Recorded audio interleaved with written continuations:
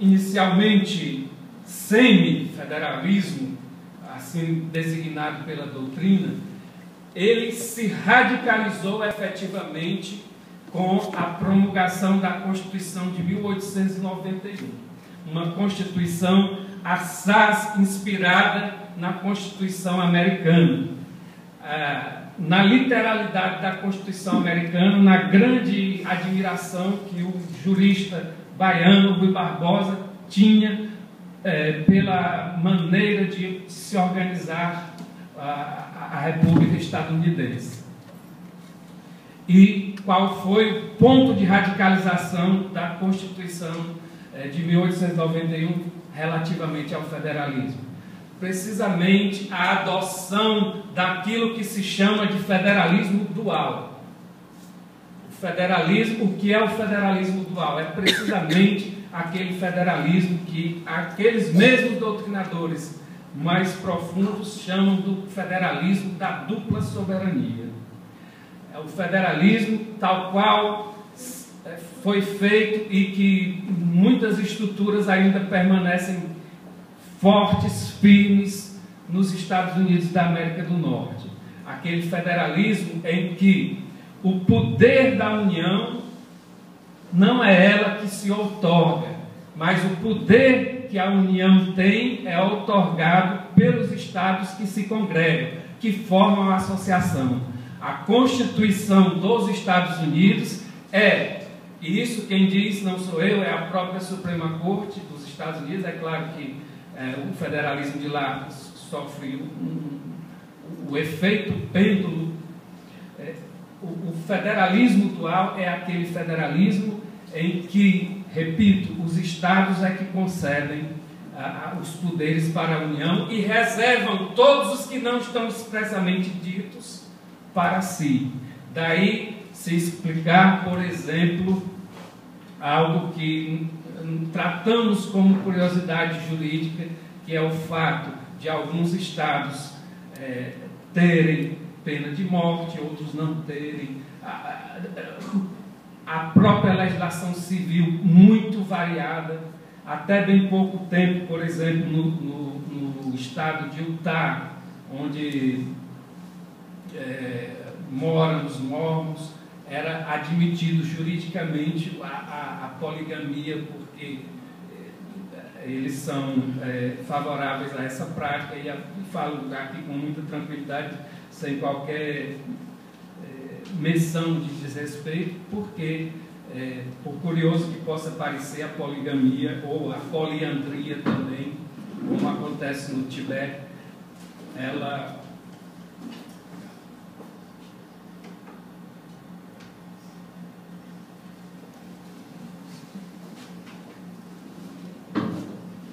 é frequentemente alocada em ambientes muito religiosos. Basta que nós lembremos aqui os muçulmanos, né?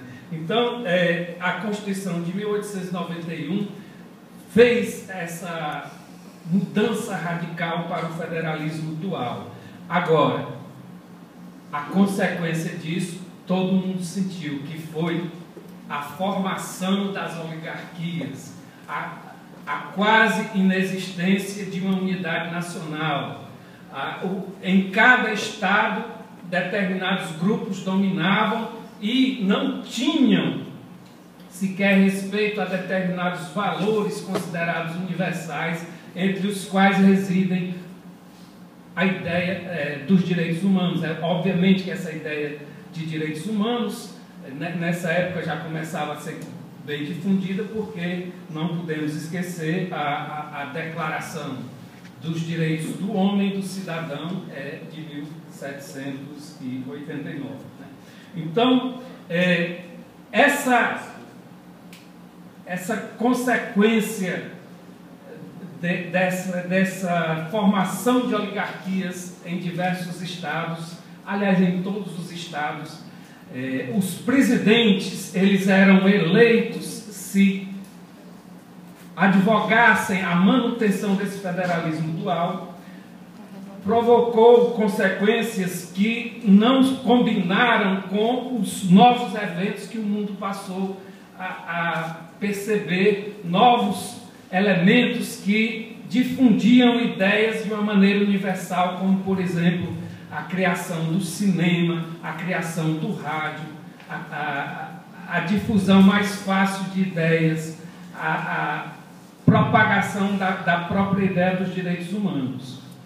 As revoluções, e sobretudo em um dado momento, para isso que eu vou dizer especificamente, as revoluções que buscavam a implementação da igualdade, como a Revolução Mexicana e a própria Revolução Bolchevique na União Soviética. E o resultado disso foi que, com a adoção da Constituição de 1934, começou-se a se estabelecer no Brasil algo que paulatinamente foi sendo desenvolvido, um novo modelo de federalismo, o chamado federalismo cooperativista. Um tipo de federalismo que eu diria que consoante com a ideia freiriana de um Brasil mais próximo de si, de um Brasil mais fraterno.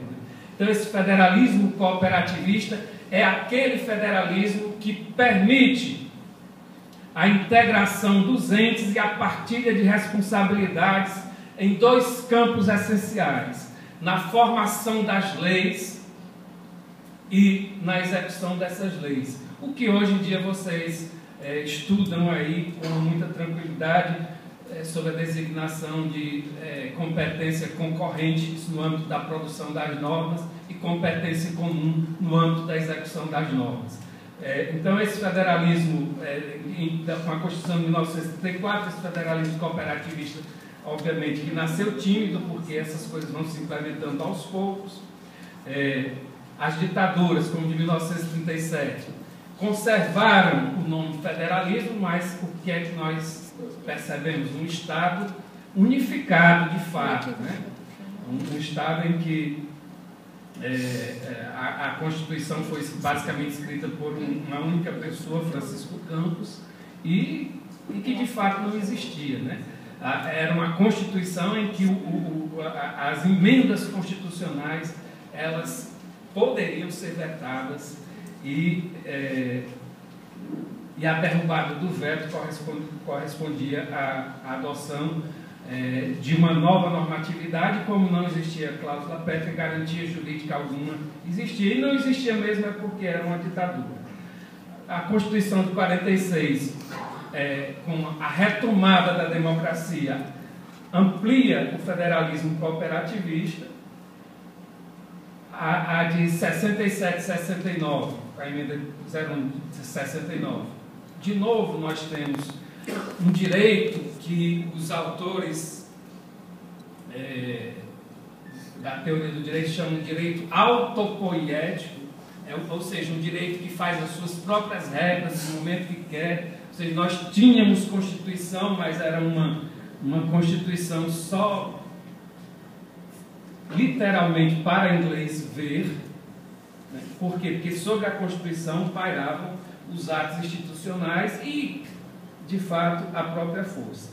Chegando à Constituição de 88, aprofunda-se agora de uma maneira absolutamente radical mesmo a ideia de federalismo cooperativista, mas antecipo algo que deveria dizer no final, né? Com uma avassaladora força concentradora por parte da União, mas percebendo autonomia para os outros entes que são os que todos nós conhecemos e sobre os quais nós vamos tecer algumas considerações sobre peculiaridades desse federalismo brasileiro, que, aliás, é o tema proposto para a nossa fala, dessa peculiaridade para o federalismo brasileiro atual. Então, a gente poderia dizer que é um federalismo cooperativista, né? Uma curiosidade é que 2/3 da população do planeta reside em país com estrutura federalista.